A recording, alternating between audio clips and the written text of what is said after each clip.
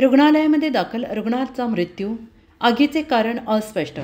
बुलढाणा येथील लोणार ग्रामीण रुग्णालयातील जनरल वॉर्डला आग लागून रुग्णालयामध्ये दाखल झालेल्या एका रुग्णाचा मृत्यू झाला आहे। पैठण येथील हरिभाऊ रोकडे असे मृत पावलेल्या रुग्णाचे नाव आहे।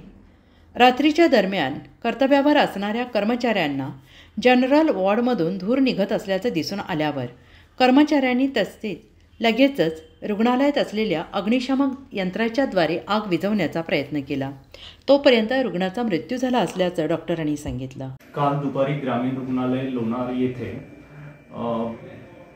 सेंट बस स्टँड लोणार येथून 4:30 वाजता एक अत्यावस्थ अवस्थेतील मनोरुग्ण पेशंट 7 ते 8 दिवसांपासून बस स्टँडवरती पडून असल्याचा फोन आला।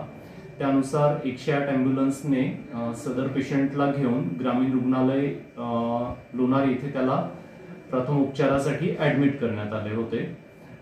सदर पेशंटला त्याचे नाव पत्ता विचारला असता पेशंट मनोरुग्ण असल्यामुळे तो कोणत्याही प्रकारे त्याचा नाव पत्ता याबाबत माहिती देत नव्हता।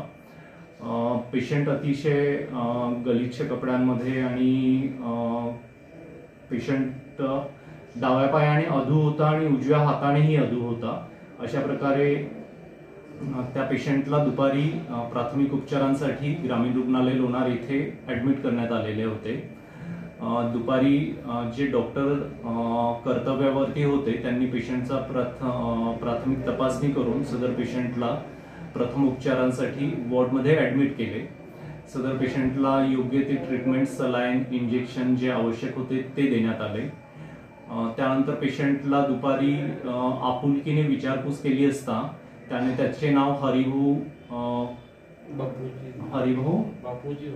बापूजी रोकडे राहणार पैठण असे सांगितले। सदर पेशंटच्या नातेवाईकांची विचारपूस त्याला केली असता त्याचे या जगामध्ये कोणी नाही, तो एकटाच आहे, कोणी नातेवाईक नाही असे त्याने आम्हाला सांगितले। रात्री पेशंटची ग्रामीण रुग्णालयातर्फे जेवणाची सोय करण्यात आली। पेशंटला थंडी असल्यामुळे ब्लँकेट आणि चादरीचा वॉर्डमध्ये पुरवठा करण्यात आला। दर 2 तासांनी ऑन ड्युटी डॉक्टर आणि सिस्टर्स पेशंटला जाऊन चेक करत होते। रात्री 2:30 वाजता शेवटचा डॉक्टरांचा आणि सिस्टरांचा राऊंड वॉर्डमध्ये झालेला होता। अटेंडंट यांना वॉर्डमधून धूर निघताना दिसला, त्यामुळे लगेच डॉक्टरांनी आणि ऑन ड्युटीवरती असणारे सिक्युरिटी गार्ड आणि अटेंडंटने लगेच त्या कक्षाकडे धाव घेतली। तर सदर पेशंट जळताना दिसून आला।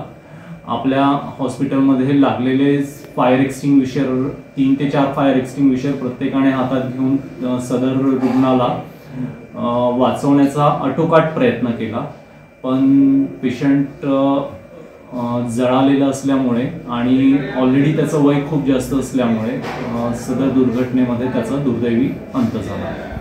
त्यानंतर सदर घटना ही पोलिसांना इन्फॉर्म करून पेशंटचे पोस्ट